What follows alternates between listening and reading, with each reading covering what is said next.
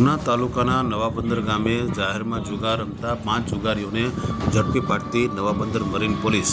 તાલુકાના નવાબંદર ગામે એક શેરીમાં જુગાર રમાઈ રહ્યો છે જેવી બાતમી નવાબંદર મરીન પોલીસને મળી હતી। મળતા નવાબંદર પોલીસ સ્થળ પર પહોંચી અને 5 જુગારીઓને 10,000 કરતાં વધુનો મુદ્દામાલ જપ્ત કરી અને જુગાર હેઠળની કલમ નોંધી અને નવાબંદર મરીન પોલીસે કાયદેસરની કાર્યવાહી કરી।